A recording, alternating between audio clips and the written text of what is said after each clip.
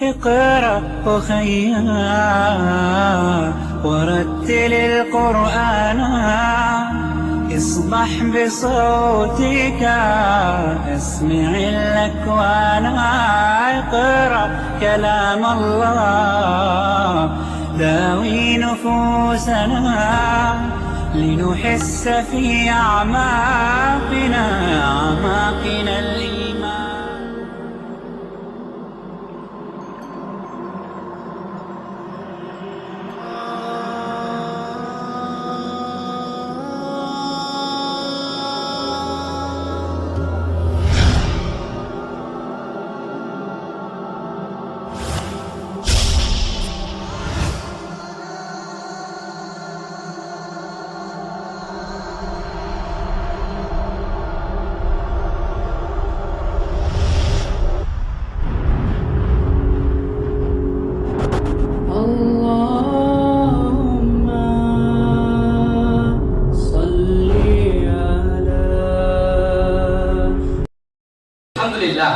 والصلاة والسلام على رسول الله وعلى آله وصحبه أجمعين أما بعد أعوذ بالله من الشيطان الرجيم بسم الله الرحمن الرحيم لقد أرسلنا رسلنا بالبينات وأنزلنا معهم الكتاب والميزان ليقوم الناس بالقسط وأنزلنا الحديد فيه بأس شديد ومنافع للناس رب اشرح لي صدري ويسر لي أمري واحلل عقدة من لساني يفقهوا শ্রদ্ধেয় ভাইরা এবং পর্দার আড়ালে বোনেরা, আমি আপনাদের সবাইকে স্বাগত জানাচ্ছি আজকের এই আলোচনা সভায়।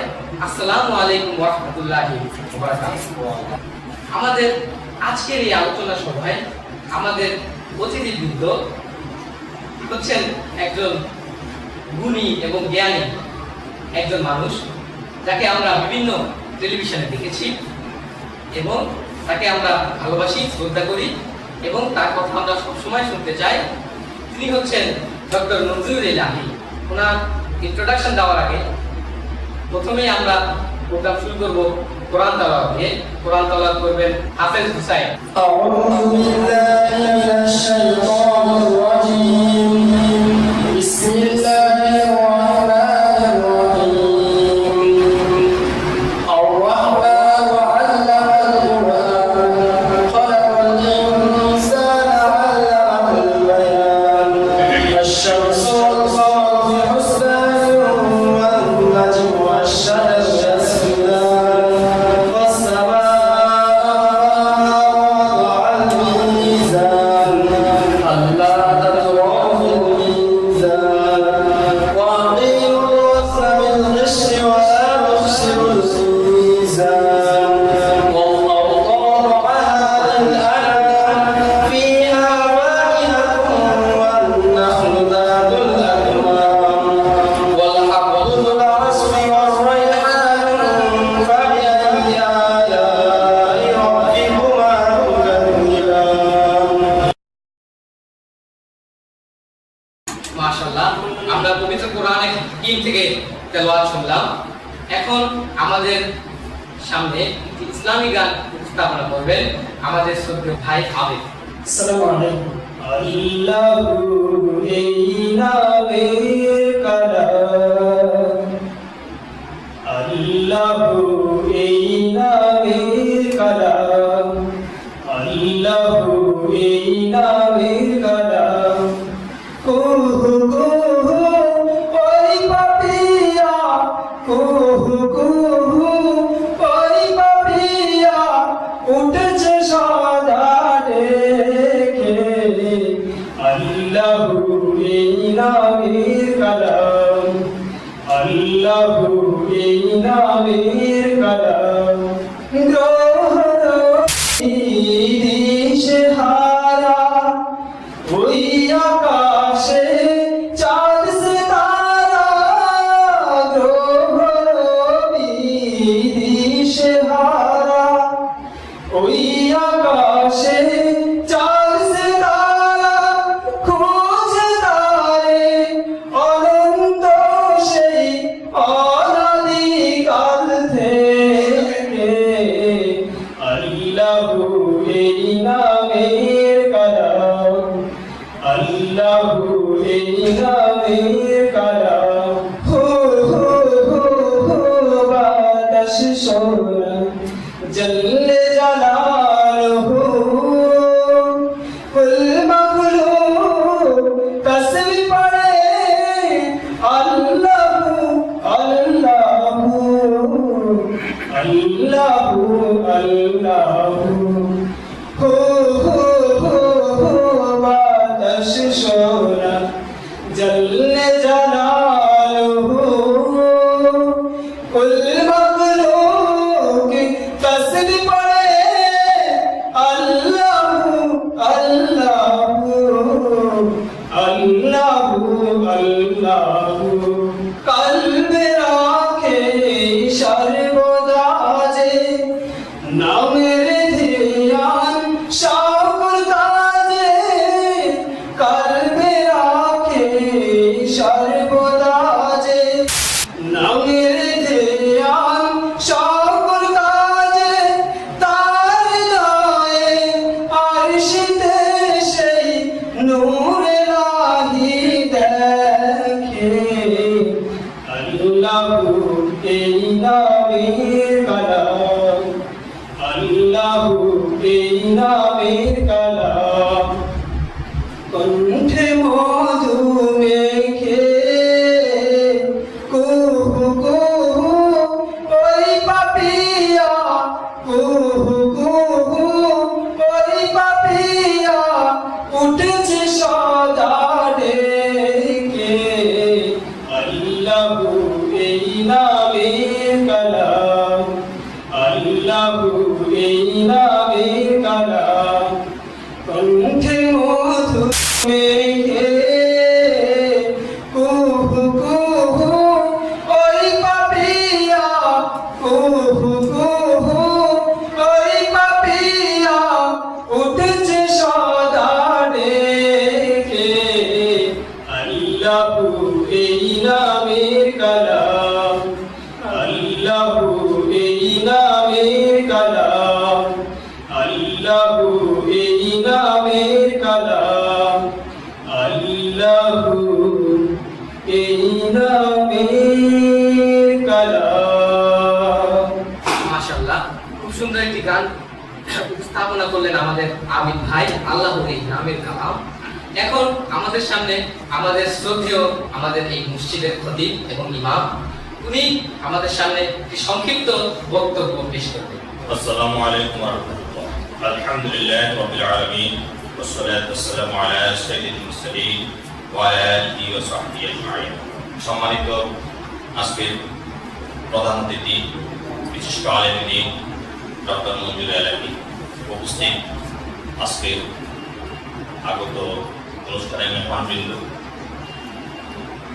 আজকে মূলত আমাদের এই প্রোগ্রামের উদ্যোক্তা আমাদের স্নেহের রিদওয়ান, যে তার আবেগ মিশ্রিত দিনের প্রতি গভীর আকৃষ্ট হয়ে আপনাদেরকে দিনের দাওয়াত পৌঁছে দেওয়ার জন্য এই আয়োজন করেছে এবং সেটা ভালোবাসার একজন মেহমানকে এখানে দাওয়াত দিয়ে নিয়ে এসেছেন। মূলত আজকে সেই মেহমানের কথাই আমরা শুনব।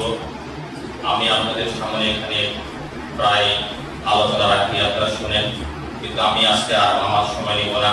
আমার জন্য যে সময়টুকু, এই সবটুকুই আমি সহ আপনারা সহ আজকে মেহমানের মুখ থেকেই আমরা মূল্যবান আলোচনা শুনব।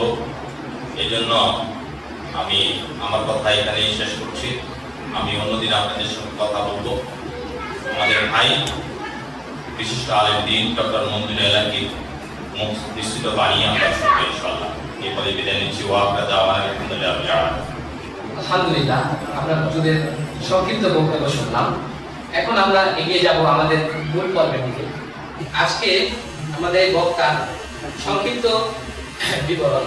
উনি জাতীয় বিশ্ববিদ্যালয় ইসলামিক ডিপার্টমেন্টের অ্যাসিস্ট্যান্ট প্রফেসর এবং উনি তার ডিগ্রি সম্পন্ন করেছেন মদিনা ইউনিভার্সিটি থেকে, মাস্টার্স এবং পিএইচডি ডিগ্রি। বিভিন্ন টেলিভিশন চ্যানেলে এনটিভিতে জীবন জিজ্ঞাসায় আগে প্রোগ্রাম করতেন নিয়মিত, এখন করেন না। দিগন্ত টিভিতে উনি নিয়মিত প্রোগ্রাম করেন, সরলপথ ডক্টর সেই প্রোগ্রাম আমরা আপনাদের সবাই দেখেছি। খুব আনন্দদায়ক একটি প্রোগ্রাম এবং আমাদের সব প্রশ্নের জবাব আমরা সেই প্রোগ্রাম করতে পাই। আমরা আর দেরি না করে আমাদের আজকের এই স্কলারকে আমাদের মাইকে স্টেজে আমন্ত্রণ জানাচ্ছি। ডক্টর নজরুল ইসলাম। السلام عليكم ورحمة الله وبركاته. إن الحمد لله نحمده ونستعينه ونستغفره ونعوذ بالله من شرور أنفسنا وسيئات أعمالنا. من يهده الله فلا مضل له ومن يضلل فلا هادي له. وأشهد أن لا إله إلا الله وحده لا شريك له. وأشهد أن محمدا عبده ورسوله. اللهم صل وسلم على نبينا محمد وعلى آله وأصحابه أجمعين. يا أيها الذين آمنوا اتقوا الله حق تقاته ولا تموتن إلا وأنتم مسلمون.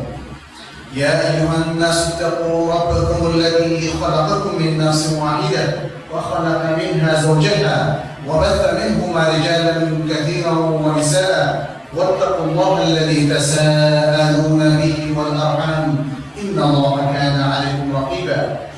يا أيها الذين آمنوا اتقوا الله وقولوا قولا سديدا يصلح لكم أعمالكم ويغفر لكم ذنوبكم ومن يطع الله ورسوله فقد فاز فوزا عظيما. أما بعد فإن أصدق الكتاب كتاب الله وخير الهدي هدي محمد صلى الله عليه وسلم وشر الأمور محدثاتها وكل محدثة بدعة وكل بدعة ضلالة وكل ضلالة في النار. أما بعد আজকের এই মহতি জলসার সম্মানিত আয়োজক, পরিচালক এবং উপস্থিত বিজ্ঞ আলোচকবৃন্দ, অতিথিবৃন্দ এবং আমার ইসলাম প্রিয় উপস্থিত ভাইরা, আপনাদেরকে আবারও তাহিয়াতুল ইসলামের স্বাগত জানিয়ে আজকে যে বিষয় বলতে চাই সেটি শুরু করতে যাচ্ছি ইনশাআল্লাহ। আসলে ইসলামের উপর বলার অনেক বিষয়ই আছে। এর মধ্য থেকে আমি ভাবছিলাম যে আজকে কোন বিষয়টা নিয়ে আপনাদেরকে শেয়ার করব। আমার মনে হচ্ছিল যে পবিত্র কোরআনের একটি অত্যন্ত গুরুত্বপূর্ণ সূরা চমৎকার কিছু ওসিয়ত নিয়ে যদি আমরা আলোচনা করি তাহলে আমরা আশা করি যে সেখান থেকে চমৎকার বর্তমান সময়ের একটা করণীয় খুঁজে পাবো। সেটি হচ্ছে সূরাতুল লোকমান, মাক্কি সূরা, 34 আয়াতের মাঝারি মানের একটি সূরা। কিন্তু এখানে লোকমান হাকিমের ঐতিহাসিক গুরুত্বপূর্ণ একটি ওসিয়ত আছে যা তিনি তার সন্তানকে করেছেন। আজকে আমাদের এখানে যারা উপস্থিত রয়েছেন তাদের মধ্যে অনেকে আছেন যারা সেই সম্মানিত ব্যক্তিত্ব লোকমান হাকিমের মতোই বয়োজ্যেষ্ঠ পিতার স্থানে রয়েছেন এবং এখানে অনেক উপস্থিত আছে যাদের উদ্দেশ্যে লোকমান হাকিমের সেই ওসিয়ত ছিল। আমি তাদের সেই বয়সীদেরকে এখানে বেশি দেখতে পাচ্ছি। অতএব দুদিক থেকেই আমি মনে করি যে একজন বাবার কি কর্তব্য, বাবা কিভাবে তার সন্তানদেরকে তারবিয়ত দেবেন, ইসলাম শেখাবেন। আল্লাহ যে হুকুম রয়েছে, আল্লাহর যে অধিকার রাইটস রয়েছে এবং বান্দার যে রাইটস রয়েছে তার চমৎকার সমন্বয় করে কি করে তিনি তার সন্তানকে তারবিয়ত দিবেন সেটি যেমন আমরা এই ওসিয়তনামার মধ্যে পাই, ঠিক তেমনি আমাদের যারা ছোট ভাইয়েরা, যুবক এবং তরুণ ভাইয়েরা এবং বোনেরা রয়েছে তারাও বাবার তারবিয়ত থেকে বা পিতামাতার তারবিয়ত থেকে কিভাবে উপকৃত হওয়া যায় অথবা তারবিয়তের মৌলিক থিমটা কি, বিষয়গুলো কি, সেগুলো বুঝে নেওয়ার একটা চমৎকার সুযোগ এই ওসিয়তনামা শোনার মধ্যে রয়েছে। আসুন আমরা সে বিষয়ে আলোচনা করি। সূরা লোকমানের 12 থেকে 19 নম্বর আয়াত পর্যন্ত এই কথাগুলো এখানে সুন্দরভাবে আল্লাহ তাআলা আলোচনা করেছেন। তিনি শুরুতেই বলেছেন ওয়ালাকাদ আতাইনা লোকমানা হিকমাতা আন ইশকুর লিল্লাহ, যে আমি লোকমানকে দান করেছিলাম হিকমত, প্রজ্ঞা। আল কোরআনে হিকমত বিভিন্ন অর্থে এসেছে। কখনো এসছে সুন্নাহর অর্থে, কখনো এসছে বিজ্ঞানের অর্থে, কখনো এসছে প্রজ্ঞার অর্থে, জ্ঞানের অর্থে। এখানে আল্লাহ কর্তৃক প্রদত্ত যে প্রজ্ঞা, যে জ্ঞান, সেটা হোক ইলহাম দ্বারা, অথবা হোক ওহীর দ্বারা, অথবা সবের মিশেল, এখানে সবটাই হতে পারে। আল্লাহ তাকে সেই প্রজ্ঞা এবং হিকমত দান করে নির্দেশ দিয়েছিলেন কি আনিশকুর লিল্লাহ, আমার জন্য শুকর, আমার শুকর গুজার হও। একজন ব্যক্তিকে আল্লাহ সৃষ্টি করেছেন, তাকে ম্যাচিউর করেছেন তার ফিজিক্যাল অবয়বে এবং তার জ্ঞানে, পরিবার, সব দিক থেকে। এরপরে আল্লাহ নির্দেশ হচ্ছে আমার শুকর করো। শুকর করতে হবে কারণ আল্লাহ আমাকে সৃষ্টি করেছেন এবং মানব প্রজাতির অন্তর্ভুক্ত করেছেন, আমাদেরকে বুদ্ধি দিয়েছেন, আমাদেরকে চমৎকার শারীরিক অবয়ব দান করেছেন, সুঠাম শরীর দিয়েছেন, চোখ দিয়েছেন, নাক দিয়েছেন, জিহ্বা দিয়েছেন, কান দিয়েছেন, এবং বোঝার জন্য আমাদের যে ইন্টারনেট আছে সে বুদ্ধি দিয়েছেন, আর চমৎকার হার্ট দিয়েছেন। অতএব এতগুলো কথা চিন্তা করার পরে অবশ্যই শুকরে আল্লাহর প্রতি আমাদের মাথা নুয়ে আসার কথা। শুধু সেই সমস্ত হতভাগা, তারা হয়তো শুকর গুজার পাল্টা হওয়া থেকে তারা দূরে সরে থাকবে, যারা আল্লাহকে মানব উপলব্ধি করতে অক্ষম, আল্লাহকে এই নামককে যারা সুমান করতে অক্ষম, আল্লাহ অনুগ্রহের কথা যারা স্মরণ করতে প্রস্তুত নয়। এই জন্যে এত বড় একজন বিজ্ঞ ব্যক্তিকে আল্লাহ তাআলা তার কথা শুরু করলেন কি দিয়ে, আনিশকুর লিল্লাহ, আল্লাহর শুকর গুজার। কারণ তো তিনি বর্ণনা করে দিয়েছেন, ব্যাপারটা এমন নয় যে আমি স্রষ্টা, যা করেছি তাই নয়। তিনি তার নির্দেশের পেছনে যে উইজডমটা আছে, বুদ্ধিবৃত্তি আছে, সেটি তিনি তুলে ধরেছেন। কি ওয়ামান ইয়াশকুর ফাইন্নামা ইয়াশকুরু লিনাফসিহি, যে ব্যক্তি শুকর করে সে তো নিজের কল্যাণ, নিজের স্বার্থে, অন বিহাফ অফ হিমসেলফ, তার নিজের স্বার্থে সে শুকর গুজার হয়, শুকর করে। কারণ আমরা যদি দেখি যে আমাদের এখানে কোনো বয়োজ্যেষ্ঠ ব্যক্তি থাকেন যিনি আমাদের প্রতি অনেক অনুগ্রহ করেছেন, তার শুকর গুজার হওয়ার মধ্যে আমি স্বার্থ বলতে পারি। যদি আমি আমার সেই শুকর না করি, আমি কিন্তু একটা দুষ্ট লোক হিসাবে মানুষের কাছে বিবেচিত হবো, গণ্য হবো, এবং তিনিও ভাববেন শুধু দুষ্ট নয়, কৃতজ্ঞ। আমরা জানি একটা শব্দ আছে কৃতজ্ঞ আর একজন কৃতজ্ঞ না। অতএব বিদ্রোহী হওয়ার মধ্য দিয়ে অথবা আল্লাহর নাফরমান অবাধ্য হওয়ার মধ্য দিয়ে কখনো কল্যাণ সাধিত হয় না। কল্যাণ সাধিত হয় শুকর গুজার হওয়ার মধ্য দিয়ে। এই জন্য কোনো ব্যক্তি যে সমাজে বেড়ে ওঠে, যে রাষ্ট্রে বেড়ে ওঠে, যে ফ্যামিলিতে বেড়ে ওঠে, সেই ফ্যামিলির সকলের কাছে সে ঋণী থাকে, তাদের প্রতি তার শুকর গুজার হতে হবে। সে সমাজের প্রতি তার শুকর গুজার হতে হবে, সে রাষ্ট্রের প্রতি তার। যদি পরিবারের সে কৃতজ্ঞ সন্তান হয়, পরিবারের প্রতি তাকে ভালোবাসবে।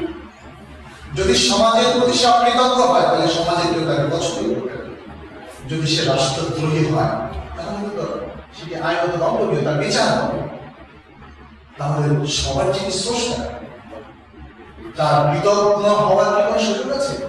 কোনো সুযোগ নেই। অতএব আল্লাহ তাআলা কথাতে বলেছেন, যে ব্যক্তি শুকর করে সে তো নিজের স্বার্থে, নিজের কল্যাণে শুকর করে। ওয়ামান কাফারা ফাইন্নাল্লাহা গানিয়্যুন হামিদ। আর যে ব্যক্তি অস্বীকৃতি জ্ঞাপন করে শুকর করার বিষয়টি, অথবা আল্লাহর প্রতি কুফরি করে, আল্লাহর নিয়ামতকে অস্বীকার করে। কুফরি শব্দটা একটা আম শব্দ, সকল ধরনের সত্যকে অস্বীকার করা কুফরি, আল্লাহর নিয়ামতকে অস্বীকার করা কুফরি, আল্লাহকে অস্বীকার করা কুফরি ইত্যাদি। আরো যত খারাপ কিছু আছে সবই কুফরির অন্তর্ভুক্ত। আল্লাহ বলছেন যারা কুফরি করে, আল্লাহ তো তিনি প্রশংসিত। শুকর আল্লাহ কোন প্রবৃত্তি করে না, আল্লাহ জমিনে, আল্লাহ সৃষ্টিতে তার কাজের কোনো উন্নয়ন ঘটায় না, শুকর আমাদের সাথে। আর যদি কেউ কুফরি করে, তাহলে তার যে বিপর্যয়, তার যে পরিণতি, সেটি যিনি কুফরি করছেন তার উপরই বর্তাবে। এইভাবে একটা চমৎকার মূলনীতি দিয়ে আল্লাহ তাআলা শুরু করলেন। লোকমান হাকিমকে একটা মূলনীতি দেয়া হলো, তিনি সেটা নিজের জন্য মনে রাখবেন আর সাথে অন্যদের কাছেও তিনি সেটি প্লেস করবেন, এ ছিল উদ্দেশ্য। মূলত এই নীতিটা আমাদের সকলের ক্ষেত্রে প্রযোজ্য। যারা বয়স্ক আছেন, যারা তরুণ আছেন, তারা সকলের জন্যই এই মূলনীতিটা সবসময়ের জন্য প্রযোজ্য। এই পৃথিবীতে আমাদের প্রধান করণীয়তা হলে আল্লাহ শুকর গুজার বান্দা হও। কিভাবে হব সেটা তো ডিটেলস আলোচনা আসবে। আর একটা বিষয় থেকে কমপ্লিটলি নিজেকে প্রোটেক্ট করা এবং সংরক্ষণ করা, হেফাজত করা, সেটি হচ্ছে কুফরি থেকে। কোন ক্রমে কুফরি কোন কার্যক্রমে সম্পৃক্ত হওয়া যাবে না। সেটি যদি হয় কনসেপচুয়াল কুফরি, অর্থাৎ আকীদাগত কুফরি, মনে মনে আল্লাহর কোন নিয়ামত অস্বীকার করলাম, আল্লাহর কোন গুণকে অস্বীকার করলাম, অথবা আল্লাহর তৌহিদের কোন চিন্তা চেতনা আমার মাথায় কাজ করলো, নাস্তিকতার সাথে আমি একত্ব বা অথবা একাত্মতা ঘোষণা করলাম, এগুলো সবই হচ্ছে সেই কুফরি থেকে নিজেকে সর্বান্তকরণে সবভাবে বাঁচিয়ে রাখতে হবে। আরেকটি কুফরি আছে, সেটা আমলি কুফরি। যেমন সালাত তরক করাটা কুফরি, সাওম পালন না করাটা ইসলামের মহান রকম, যেগুলো ফরজ করা হয়েছে, যেগুলো ফরজ অস্বীকার করা হচ্ছে কুফরি, সেগুলো আমল না করাটাও কুফরি। কেন আমরা আমল করছি না? রমজান এলে কেন আমাদের অনেক তরুণ তরুণীরা রোজা রাখেন? কেন আজকে আমাদের সমাজে বহু লোকেরা সালাত পালন করে না? যদি বলে যে আমি মনে করি যেটা ফরজ কিন্তু পারছি না, কেন পারছি না? কারণ আপনি কুফরি দিয়ে লিপ্ত আছেন। আসলে ইউ আর নট কনভিন্সড, আপনি আসলে ফরজের মর্যাদা বুঝছেন না, অথবা বুঝলেও আপনি সেটাকে অস্বীকার করছেন। এটাই হচ্ছে কুফরি। সেই কুফরি থেকে আমাদেরকে বেঁচে থাকতে হবে। এরপরে গুরুত্বপূর্ণ যে নসিহত আমাদের সামনে পেশ করা হচ্ছে, আমরা সেটাকে কয়েক ভাগ ভাগ করতে পারি। প্রথম হচ্ছে, নসিহতের শুরু থেকেই তিনি যে কথা দিয়ে নসিহত শুরু করেছেন তাতে বোঝা যাচ্ছে যে আমাদের মানব জীবনে, বিশেষ করে মুসলিম জীবনে সবচেয়ে ইম্পর্টেন্ট বিষয়টা হচ্ছে আকীদার বিষয়। আকীদা মানে হচ্ছে আমাদের কনসেপ্টটা আল্লাহ এবং রাসূল সাল্লাল্লাহু আলাইহি ওয়াসাল্লাম, আল্লাহর কোরআন এবং ওহীর প্রতি, ওহীর জ্ঞানের ধারণাটা কি হবে, বিশ্বাসটা কি হবে, ঈমানটা কেমন হবে, এটা হচ্ছে আকীদার মেইন চ্যাপ্টার। এই জন্য আকীদার চ্যাপ্টারগুলো যদি আমরা ধারাবাহিকভাবে পড়ানো শুরু করি, তাহলে ঈমানের আরকানগুলো হচ্ছে আকীদার চ্যাপ্টার। কারণ ঈমানের যে 6টি রকম আছে, আমাদের দেশে অবশ্য আমরা বলি 7টি, কিন্তু আসলে 6টি। কেন 6টি? কারণ আখিরাতের প্রতি বিশ্বাস হচ্ছে একটা রকম, এবং তারপর সপ্তমটি বলা হচ্ছে কি, ওয়াল বা'দি বা'দাল মাউত, মৃত্যুর পরে পুনরুত্থান। মৃত্যুর পরে পুনরুত্থান, এটা কি আখিরাতের অংশ না? মৃত্যুর পরে অনেক স্তর আছে, হাসর, পুলসিরাত, বিচার, জান্নাত, জাহান্নাম, আর অনেক কিছু।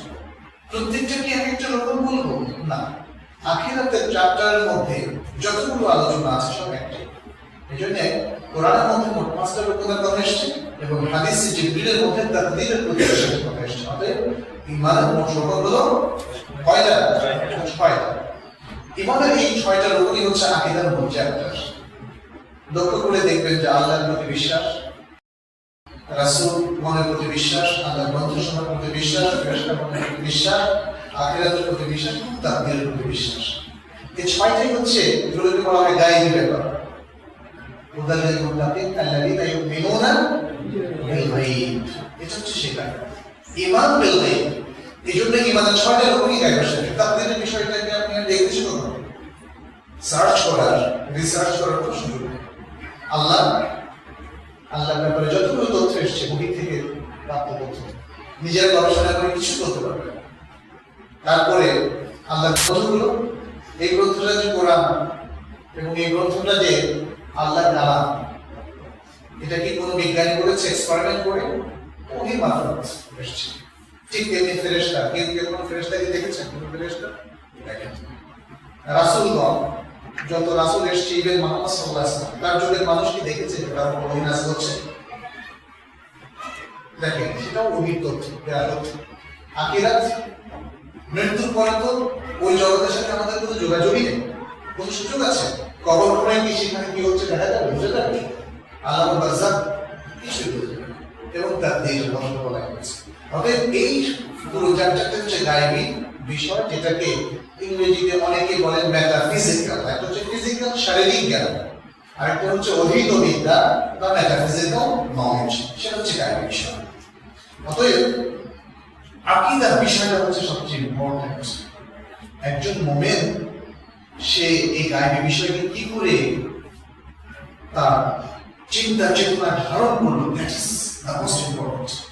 এখন আজকে আমাদের তরুণদের মধ্যে অনেকে দেখা যায় তারা এত বেশি লজিকের পেছনে ছুটে, আর্গুমেন্টের পেছনে ছুটে, এবং এথিস্টদের পাল্লায় যদি সে পড়ে, এথিস্ট মানে নাস্তিক, পৃথিবীর বড় বড় ইউনিভার্সিটির প্রফেসররা অধিকাংশ নাস্তিক এবং আমাদের দেশেও আছে, এদের পাল্লায় যদি পড়ে তখন সব কিছু সন্দেহ হবে। আমি তো দেখিনি, আমি তো শুনি, আমি তো বুঝি না, আমার ষষ্ঠ ইন্দ্রিয়ের বাইরে, পঞ্চ ইন্দ্রিয়ের বাইরে।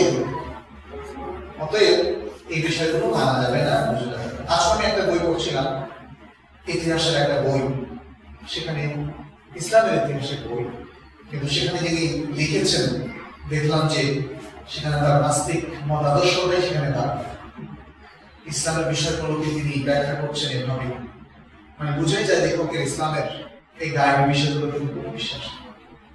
এই ধরনের শিক্ষা যে প্রথম গ্রহণ করবে তার ইমানদার হওয়ার কোনো সুযোগ নেই। এই জন্য আকীদার বিষয়টা দিয়েই আমাদের ছেলে মেয়েদেরকে গঠন করতে হবে। আকীদার বিষয়টা শুরু থেকে যদি প্রত্যক্ষ করা না যায় তাহলে সে ভালো মুসলিম হতে পারবে না।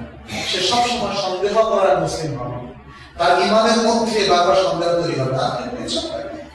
আজকে বাহ্যিকভাবে আকীদাতে বিশ্বাস করছে অনেক লোক, কিন্তু প্রকৃতভাবে বিশ্বাস করছে না। যদি সত্যি প্রকৃতভাবে আকীদাতে বিশ্বাসী লোক হতো আমাদের সমাজের অধিকাংশ লোকেরা, তাহলে দুর্নীতি এখানে আসতে পারবে। তাদের কাজের মধ্যে, কথার মধ্যে, চিন্তা চেতনায়, তাদের সমাজচালনায়, রাষ্ট্রচালনায় সেটা প্রকাশ পেত। কিন্তু বুঝে গেল যে ইমানি দুর্বলতা প্রবল হওয়ার কারণে এবং আকীদা সঠিক জ্ঞান, সঠিক তথ্য না পাওয়ার কারণে আজকে আমাদের এই অবস্থা। লোকমান হাকিম, যেহেতু তিনি হাকিম এবং তাকে সেই হিকমতটা দিয়েছেন সব আল্লাহ রাব্বুল আলামিন, অতএব তিনি তাকে সেই বুদ্ধি দিয়েছিলেন বলেই তিনি আকীদা দিয়ে শুরু করেছেন। আমাদের এই আলোচনার প্রথম গুরুত্বপূর্ণ অংশটা হচ্ছে আকীদা। দ্বিতীয় বিষয়টা হচ্ছে, আমি একটু পরে আলোচনা করবো যদি আমাদের সময় থাকে ইনশাআল্লাহ। প্রথম থিমগুলো আমি বলে দিচ্ছি। দ্বিতীয় থিম বা বিষয়টা হচ্ছে মা বাবার শুকরিয়া জ্ঞাপন। আমরা আল্লাহর বান্দা, কিন্তু এসছি কাদের মাধ্যমে? আল্লাহ কাদের মাধ্যমে পৃথিবীতে আমাদেরকে আনয়ন করেছেন? তারা হচ্ছে আমাদের সম্মানিত মা এবং বাবা। অতএব লক্ষ্য করবেন, আর কোরআনে আল্লাহ তাআলা বহুবার যখনই তার নিজের কথা বলেছেন তখনই যাদের মাধ্যমে তিনি বান্দাদেরকে পৃথিবীতে নিয়ে আসছেন তাদের কথা তিনি وقضى ربك ألا تعبدوا إلا إياه وبالوالدين إحسانا। وبالوالدين إحسانا বলতে কোরআনে বহুবার এসেছে। যতবার আল্লাহ নির্দেশ দিচ্ছেন যে তোমরা আল্লাহ ছাড়া কারো ইবাদত করো না, সাথে সাথে বলছেন আর মা বাবার সাথে ভালো ব্যবহার করো। সে কথা বিষয়টা লোকমান হাকিম তার সন্তানকে বলে দিচ্ছেন যে আসলে আল্লাহর শুকর মানুষ তো তখনই করবে যখন মা বাবার শুকর করবে। যে তার সবচেয়ে প্রিয়তম মানুষ, যে মা করেছে, যে বাবা সারাদিন কষ্ট করে ইনকাম করলেন, আয় রোজগার করলেন, সেটা সমস্ত ঢেলে দিয়েছেন প্রিয়তম সন্তানের পেছনে। যে সন্তান তার বাবা মায়ের প্রতি শুকরগুজার না হয়, সে আল্লাহর শুকরগুজার হতে পারে। এই পয়েন্টটা লোকমান হাকিমের জানা ছিল বলেই তিনি দ্বিতীয় পর্যায়ে, কারণ প্রথম হকটা তো আল্লাহ, তারপরে পৃথিবীবাসী